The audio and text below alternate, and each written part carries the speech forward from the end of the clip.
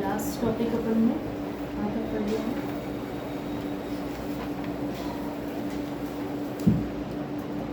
CPU, motherboard, ये बता दीजिए आपने।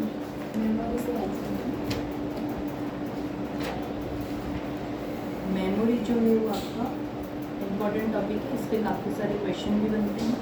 और इन जनरल भी अगर अपन को कंप्यूटर फील्ड से अगर अपन जुड़े हुए हैं और सब्जेक्ट है अपना, तो ये चीज़ें अपन को पता होनी चाहिए। मोबाइल में भी काम आती है टर्म, और सिस्टम में भी काम आती है। मेमोरी क्या करती है? कंप्यूटर में डेटा और निर्देश को स्टोर करने का स्थान मेमोरी कहलाता है। बाय नेम भी, जैसे अपन इन जनरल भी वर्ड यूज़ करते हैं भाई अपने माइंड के लिए भी, तो आपकी कितनी शार्प मेमोरी है, ऐसे ही कंप्यूटर की जो मेमोरी होती है उसको हम पढ़ रहे हैं। ठीक है, जो भी हम इंस्ट्रक्शंस दे रहे हैं, हमारी फाइल, फोल्डर, इमेज, पिक्चर्स जो भी है वो सब कहाँ सेव होते हैं, जहाँ सेव होते हैं उसको बोलते हैं अपन मेमोरी। मेमोरी दो टाइप की होती है, प्राइमरी और सेकेंडरी मेमोरी। क्योंकि सिस्टम के अंदर कोई भी अपना डेटा या फाइल्स हैं, तो उसको हम, कोई फाइल्स होती है उनको टेम्पररी स्टोर करते हैं, और कोई फाइल्स जो होती है उनको हमको परमानेंटली स्टोर करना होता है। तो उसी के अकॉर्डिंग दो टाइप की मेमोरी बनाई गई है, प्राइमरी और सेकेंडरी। उसके बाद प्राइमरी को भी दो पार्ट में डिवाइड किया है, रैम एंड रोम। रैम का फुल फॉर्म है आपका रैंडम एक्सेस मेमोरी, और रोम का है रीड ओनली मेमोरी।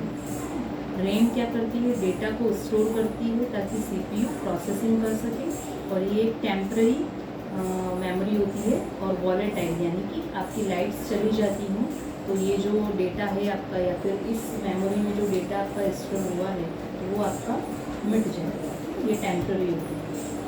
जब आपका कंप्यूटर स्टार्ट होता है, सिस्टम स्टार्ट होता है, और हम कोई डेटा या इंस्ट्रक्शन उसको देते हैं, तो सबसे पहले RAM, RAM, random access memory में जाता है। वहाँ कुछ टाइम के लिए रहता है, जब तक कि उस पर दूसरा इंस्ट्रक्शन या दूसरी कमांड हम नहीं दे देते हैं कि भाई इस डेटा को कहाँ यूज़ में लेना है, उस पर हमको कोई लॉजिकल ऑपरेशन परफॉर्म करना है या फिर सेव करनी है उस इमेज को।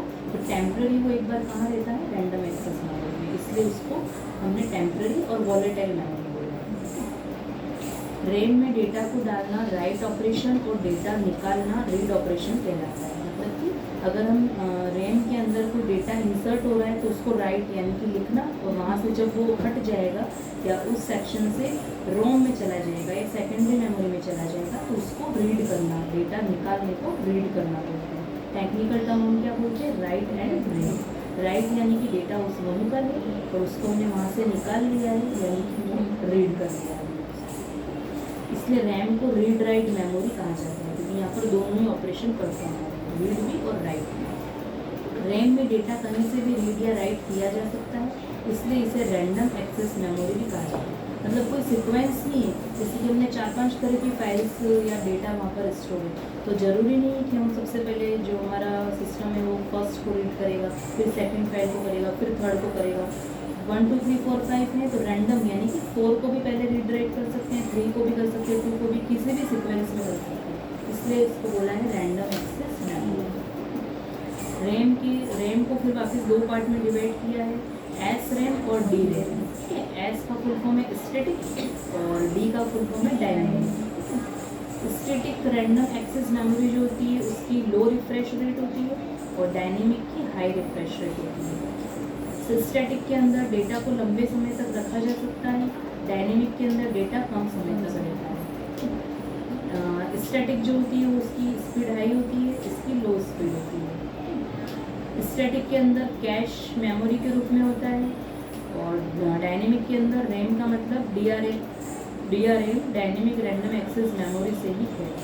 कैश यानी कि जो आपका कैशे अपन बोलते हैं, जो अनयूज्ड फाइल्स होती हैं उससे यहाँ पर उसको कैशे बोला जाता है। जंक फाइल होती है, थंबनेल्स करके एक फोल्डर बना हुआ आता है आपका, जिसमें कि जब वो ऐसी फाइल होती है कि अगर अपन नेट यूज़ कर रहे हैं या नहीं भी कर रहे हैं, सिस्टम में भी अपन ने कोई फाइल बनाई है तो उसके साथ अनवांटेड फाइल भी क्रिएट हो जाती है, जो कि हमारे काम की नहीं होती है, सिस्टम के काम की होती है, या कोई ऐसी भी होती है जो सिस्टम के काम की एक तरह से गार्बेज होता है।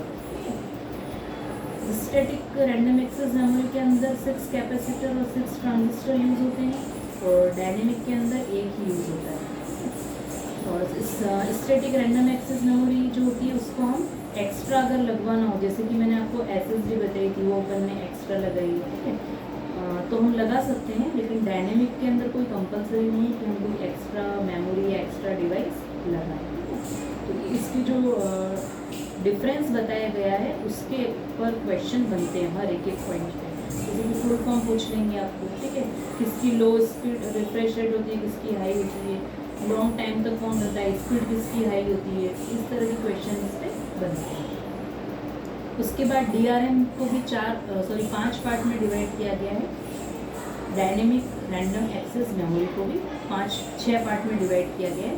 सबसे पहले ही आपकी FPM first page mode DRAM, EDO extended data out DRAM, BEDO burst extended data out DRAM। उसके बाद है आपकी रैम्बस DRAM, फिर है आपकी सिंक्रोनस DRAM, और लास्ट में आपकी DDR double data rate DRAM। ठीक है, करंट में कौन सी चल रही है तो आपको ये याद रखनी है। ये पांचों एक बार नहीं भी याद रहे तो कोई बात नहीं। करंट में अपनी DDR double data rate synchronous static random access memory को हम यूज़ में ले रहे हैं। और इसका करंट वर्जन कौन सा यूज़ में ले रहे हैं हम, DDR4 एंड DDR5। ठीक है, और मैक्सिमम इसकी कितनी कैपेसिटी, कितना डेटा ये स्टोर कर सकता है, 64 GB। सेकेंड है आपका रोम रीड ऑनली मेमोरी। सामान्यतः OS C ड्राइव में रखा जाता है। OS यानी कि ऑपरेटिंग सिस्टम, ठीक है, जिस पर कि हम, जैसे कि इसमें हमारा जो आप सिस्टम यूज़ कर रहे हो उसमें Windows 10 पे वर्क कर रहे हैं, ठीक है, Windows 10 करंट में चल रहा है ऑपरेटिंग सिस्टम।